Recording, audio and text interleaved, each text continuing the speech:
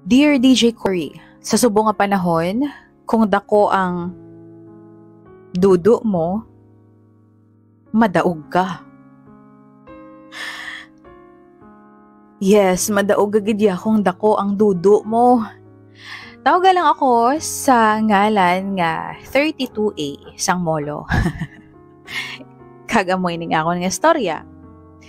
Shoutout gali sa ex-boyfriend ko nga nangin boyfriend ko for 6 months. Kagulpi lang ako ginbayaan.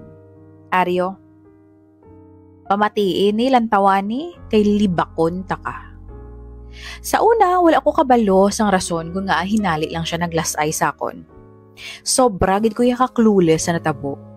Una, daw malaka na siya makipagkita sa akon. Then malaka na siya mag-text. Then all of a sudden, block na ko sa Facebook. Grabe, amo lang nakapos. Gintry ko siya nga pamangkuton sang rason pero wala siya nag-reply sa text ko. Ginpatay ko pang pride ko. Gintry ko pa siya nga tawagan sa phone. Pero gina-drop call ya lang. Or wala niya lang gid ginasabat. Nanomdom ako sang maayo. Da wala man kami sang may ginawayan. May nahimo or nahambal bala ako nga malain. Amo nga nagsunggod siya. As far as I remember, okay kami.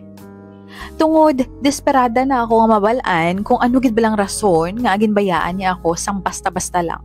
Baw, nagpakapal mooks ang inyo nga amega.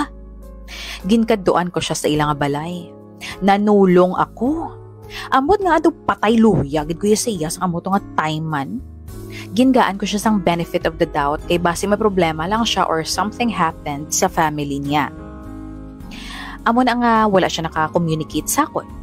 Sa pinsar ko, I'd better be sure than regret not finding out the real reason, diba? Sang pagkita niya sa akon, dos na wala lang siya. Nagtango lang siya sang ulo niya as if I'm just a stranger passing by. I opened the communication line. Pwede ta kastorya? Pero wala siya nagsabat. Sige lang hampang isang ML sa iyang cellphone. Baw, do nag-init na gidang ulo ko sang pang-deadmay sakon. Nagtaas tingog sang mega nyo eh. Ano gibla problema ta? Storya ako? Hindi ka daw tao-tao lang ko di sa duldol. Pero ginsabat niya ko nga wala siya gana mag-istorya kay damo siya ginapanumdom. Ginpahalin niya pa ako sa balay niya. Ay grabe. Do mahibi ako sa amo nga time pero daw sa wala lang siya. Sige lang ML lang ubraya. Do nami lampos cellphone niya. Nagpauli ako nga luhaan. Durog. Wasak na wasak ang puso ni Nasty Mac. Amo ng peg ko. Kada mabuang ako sang panumdum sang rason kung nga naglabuot sa amo ni kasubo ang ending sang amon nga relationship. As I said, daw okay man kami, daw wala man kami sang naging problema. We did things nga typical sa isa ka mag-boyfriend and girlfriend, except siguro ang, mag-chuk-chak chenes. Not because nga hindi ko gusto. I think it was too early to be intimate. Wala pa taga ni 1 year. Bang-bang dayon. Manabala. So, probably, amo ng rason. Hindi pagid ko yung maributay, ha? Pag-abot ko sa balay, text ko pagid siya sa mga pamangkot ko. Wala gid siya nag-reply sa adlaw nga to. Pero the next day, nakibot ako. Pagbugtaw ko, may text siya. Hambal ya. Sorry, gusto ko lang mangin honest. May ara na ko iban. Baw do natapungawan ako. Ginpamangkot ko pa siya ko nga. Anong nahimo ko nga. Basta-basta niya lang ko ginpaylo sa iban. Amo lang nakadali. Ay, 6 months pa lang kami but those 6 months were real for me. Napalangga ko na siya sa malipot lang nga tiyempo. Kay, maayo man siya tani nga boyfriend sa tuod lang. So ano to ya tanan? Pa-sweet-sweet lang? Pa-fall lang gali ito tanan? Abaw, DJ Cory. Wala ko mag-expect sa sabat niya. Sorry Hindi na ako sa 32A lang eh. Nakakita ko sa babae nga 36B. So, nga masettle ko sa gamay kung may mas better. Ay, Yudit! grabe. Sa nabasa ko to daw, mabuang ko mo. Kadlaw hibi ang obra ko. Ano ni man, joke? Text ko siya. Pero wala siya nagsabat. Hindi ko yaya makapati nga. Do comedy, di ba DJ Cory? Pero true. Na-confirm ko lang nga wala siya nag-joke. Sang nasugata ko siya.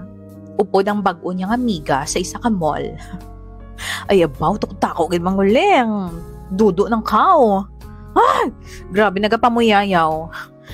So, Aryo, sa ex ko nga si Andros ang uton, hindi ko nalang pag-ihambal ang apelido kay Basim la magbalik sa ako now. Kabulay, di sang rason mo nga bayaan mo. Tsura mo daw suso. Suso.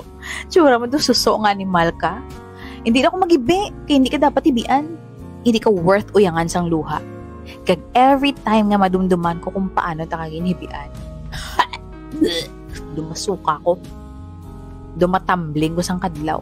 Kag pakihambal gali sa bago mga amiga nga daw nagabitbit sang kapayas. Please lang, hindi sagad uyog-uyog ang kapayas. Siya magsugataay kami kay wala ko na insecure. Okay? Malumos ka tani sa pagsalom da sa kapayas ang miga mo. Wala uya kang andro ka. Mangin malipayon ka tani sa jowa mo. Nga daw dudo nga gintubuan sang guya. Ay, bitter lang no. Dahil ako, actually okay na ako. Flat-chested man, at least kung may magmamahal, hindi suso ang dahilan. Okay. Sa liwat, madamo nga salamat. Love, 32A.